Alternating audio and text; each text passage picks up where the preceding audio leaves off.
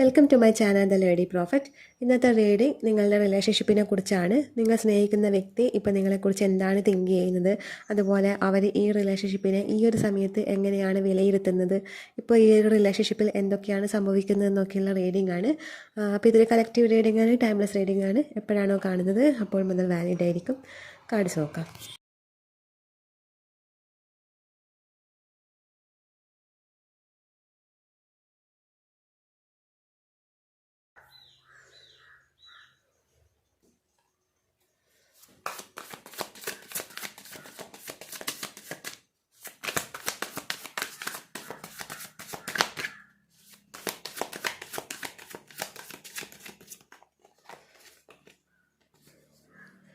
Seven of Swords,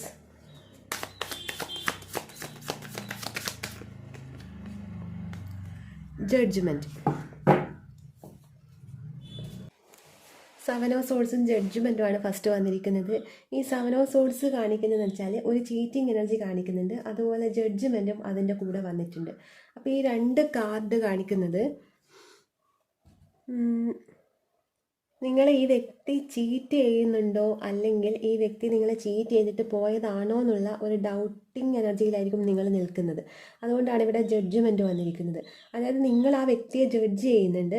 ഈ വ്യക്തി cheat ചെയ്തതാണോ, അല്ലെങ്കിൽ ഈ വ്യക്തി എന്തെങ്കിലും ഇൻറ്റൻഷൻ വെച്ചിട്ടാണോ നിങ്ങളുടെ ലൈഫിലോട്ടേക്ക് വന്നത്, അത് ജഡ്ജ് ചെയ്യുന്നുണ്ട്. അത് നിങ്ങളുടെ എനർജിയാണ് വന്നിരിക്കുന്നത്. ഇനി ആ വ്യക്തി ഇതുപോലെ നിങ്ങളുടെ അതേ തോട്ട് ഈ വ്യക്തിക്കും ഉണ്ടോ എന്നുള്ളത് നോക്കാം.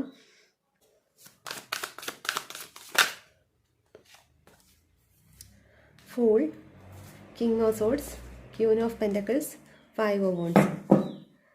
അപ്പോൾ ഇത് ഫൂളാണ് വന്നിരിക്കുന്നത്. അപ്പോൾ ഫൂൾ കാർഡ് എന്ന് പറയുമ്പം രണ്ട് പേരും ഇപ്പോൾ ഒരു പ്രത്യേകിച്ച് ഒന്നും ഇതിൽ ഡിസൈഡ് ചെയ്യാത്ത, അതായത് ഒരു തീരുമാനം എടുക്കാൻ പറ്റാത്ത ഒരവസ്ഥയിലാണ് ഉള്ളത്. അപ്പോൾ രണ്ടുപേരും വിചാരിക്കുന്നുണ്ട് ഇത് അതിൻ്റേതായ വഴിക്ക് നടക്കട്ടെ എന്നുള്ളത്. അതായത് രണ്ടുപേരും ലെറ്റ് ഗോ ചെയ്ത് നിൽക്കുന്ന ഒരു സിറ്റുവേഷനിലാണ് കാണാൻ പറ്റുന്നത്. അതേസമയം ഒരാൾ ഇതിൽ ക്യൂൻ ഓഫ് പെൻറ്റക്കിളിൻ്റെ എനർജി വന്നിട്ടുണ്ട്, കുറച്ചൊരു അറ്റാച്ച്മെൻറ്റ് കാണിക്കുന്നുണ്ട്. ഒരാൾ കുറച്ചൊരു ബലം പിടുത്താണ് കാണിക്കുന്നത്, ഒരാൾ കുറച്ച് അറ്റാച്ച്മെൻറ്റിലാണുള്ളത്. അതായത് ഒരാളുടെ എനർജി ഉള്ളത് എന്ത് ലൈഫിൽ ഉണ്ടായാലും ഈ വ്യക്തി ഇല്ലെങ്കിൽ ഒരു മിസ്സിങ് ഫീല്, ഒരു ഫുൾഫിൽ ഇല്ലാത്ത ഒരവസ്ഥയിലാണ് ഒരു വ്യക്തി ഇതിലുള്ളത്.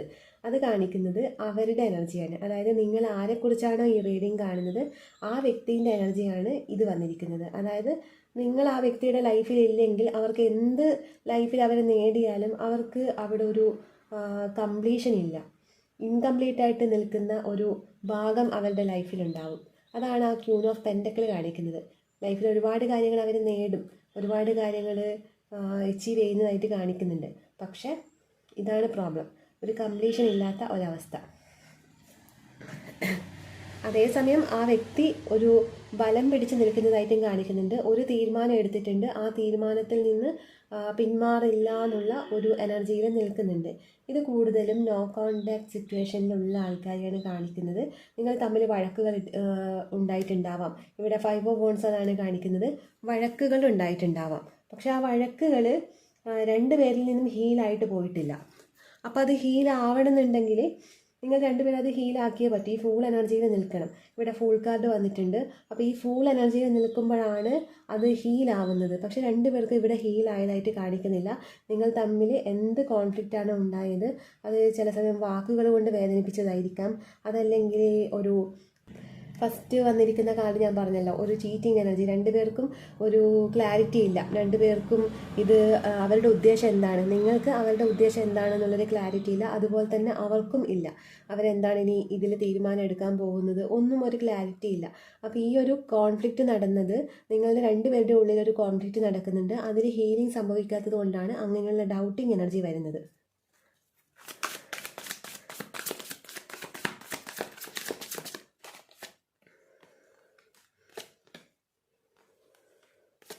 Five of wands, ten of wands, tower.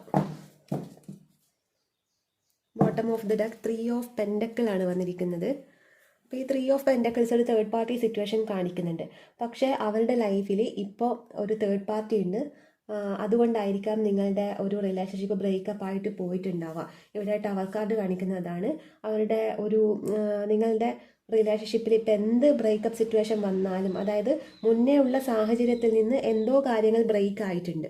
അപ്പോൾ ആ ഒരു ബ്രേക്ക് വരാനുള്ള കാരണം ഇവിടെ 3 ഓഫ് പെൻറ്റക്കിൾ കാണിക്കുന്നുണ്ട്. അതായത് തേർഡ് പാർട്ടി സിറ്റുവേഷൻ ഉണ്ട്. പക്ഷെ അത് അവരുടെ ജോലി ആയിരിക്കാം, അല്ലെങ്കിൽ അവരുടെ ലൈഫിൽ അവരുടെ ഫാമിലി ആയിരിക്കാം, അല്ലെങ്കിൽ മറ്റൊരു വ്യക്തി ആയിരിക്കാം.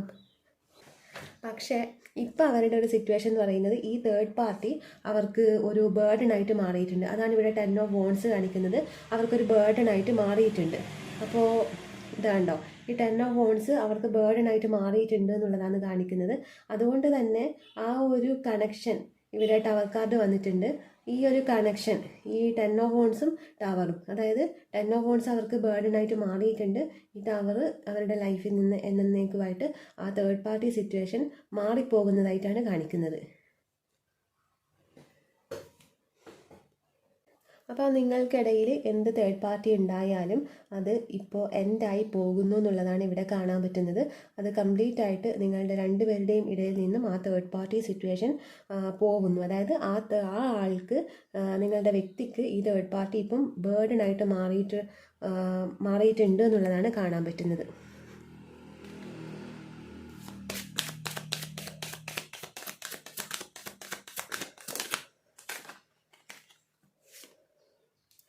സാക്രിഫൈസ്.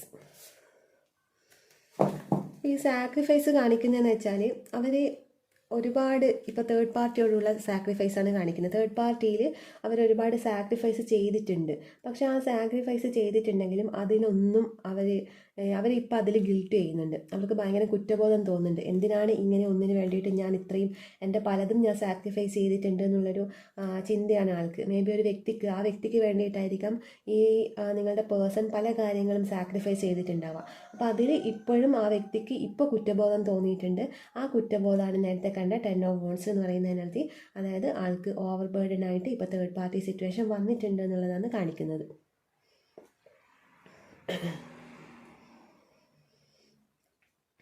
അപ്പോൾ ആ സാക്രിഫൈസ് എന്ന് പറയുമ്പോൾ ഇവിടെ ഒരു ലവ് റിലേഷൻ ആകുമ്പം രണ്ടുപേർക്കും സാക്രിഫൈസ് ചെയ്യേണ്ടി വരാം.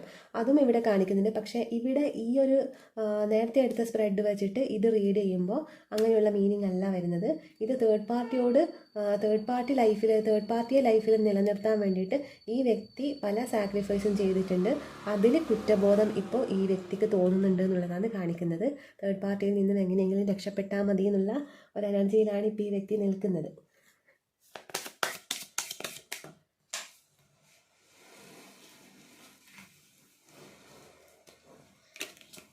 താഴെ പോയ കാർഡാണ്, വിൻഡോ ആണ് വന്നിരിക്കുന്നത്. അപ്പോൾ ഈ വ്യക്തിക്ക് ഇപ്പോൾ ഒരു ഓപ്പണായി കിട്ടണം എന്നുള്ളത്, അതായത് നിങ്ങളിലേക്കുള്ള ഒരു ഡോറ് അല്ലെങ്കിൽ ഒരു വിൻഡോ ഓപ്പണായിട്ട് കിട്ടണം എന്നുള്ള ഒരു ഇതിലാണ് ഇപ്പോൾ ഈ വ്യക്തി നിൽക്കുന്നത്. അതായത് തേർഡ് പാർട്ടി ഭാരമായിട്ടാണ് ഇപ്പോൾ തോന്നുന്നത്. അതേസമയം നിങ്ങളിലേക്കുള്ള ഒരു ഡോറ് ഓപ്പൺ ആകാൻ വേണ്ടിയിട്ടാണ് ഇപ്പോൾ ഈ വ്യക്തി നിൽക്കുന്നത്. അത് പുതിയൊരു നിങ്ങളിലേക്ക് റിട്ടേൺ ഈ വ്യക്തി വരുമ്പോൾ പുതിയൊരു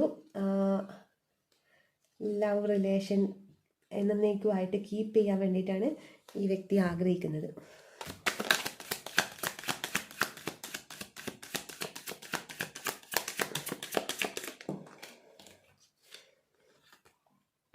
റൊമാൻസ്. നിങ്ങളിലേക്ക് ഈ വ്യക്തി തിരികെ വരാൻ ആഗ്രഹിക്കുന്നുണ്ട്. തിരികെ വീണ്ടും ഒരു റൊമാൻറ്റിക് റിലേഷൻഷിപ്പ് ഈ വ്യക്തി ഒരുപാട് ആഗ്രഹിക്കുന്നുണ്ട്.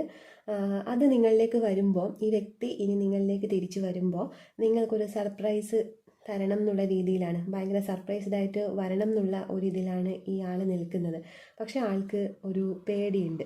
നിങ്ങൾ എങ്ങനെ ഇയാളെ ആക്സെപ്റ്റ് ചെയ്യോ, അല്ലെങ്കിൽ ആ ഒരു സിറ്റുവേഷൻ ഇയാളൊരു സർപ്രൈസൊക്കെ ആയി വരുമ്പോൾ ആ ഒരു സിറ്റുവേഷൻ നിങ്ങൾ എങ്ങനെ നിങ്ങൾ ഡീൽ ചെയ്യും? കാരണം നിങ്ങളുമായിട്ട് ഒരുപാട് വഴക്കിട്ട് പോയൊരു വ്യക്തിയായിരിക്കാം. ആ വ്യക്തി ഒരു സർപ്രൈസായിട്ട് തിരിച്ചു വരുമ്പോൾ അത് നിങ്ങൾ പോസിറ്റീവായിട്ടാണോ അല്ലെങ്കിൽ നെഗറ്റീവായിട്ടാണോ എടുക്കുക എന്നുള്ള ഒരു ഫിയർ ഈ വ്യക്തിക്കുണ്ട്. പക്ഷെ എന്നാൽ പോലും ഇവർ ഒരുപാട് ആഗ്രഹിക്കുന്നുണ്ട്. വീണ്ടും ഒരു റൊമാൻറ്റിക് ഒരു റിലേഷൻഷിപ്പിൽ വരണം എന്നുള്ളത് ഒരുപാട് ആഗ്രഹിക്കുന്നതായിട്ട് കാണാൻ പറ്റുന്നുണ്ട്.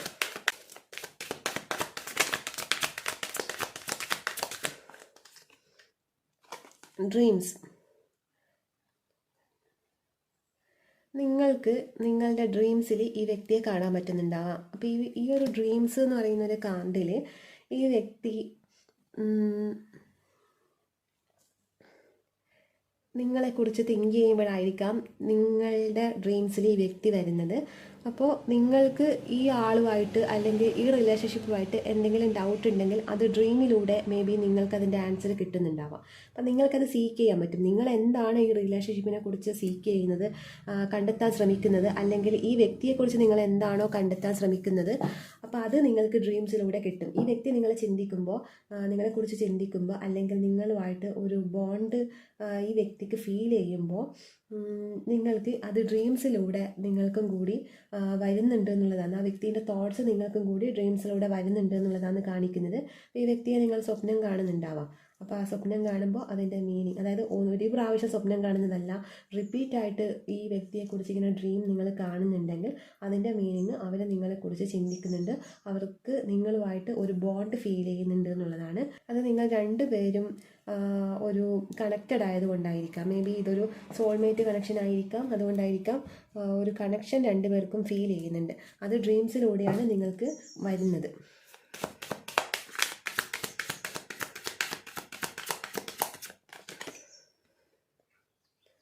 Heart break. ഇപ്പോൾ ഈ വ്യക്തിൻ്റെ സിറ്റുവേഷനാണ് കാണിക്കുന്നത്, ഹാർട്ട് ബ്രേക്ക്. അപ്പോൾ അങ്ങനെ ഒരു ക്വസ്റ്റ്യൻ ചോദിച്ചിട്ടാണ് ഞാൻ ഈ കാർഡ് എടുത്തത്. ഹാർട്ട് ബ്രേക്ക് എന്നുള്ള ഒരു ഇവിടെ bottom of the deck wedding ആണ് വന്നിരിക്കുന്നത്.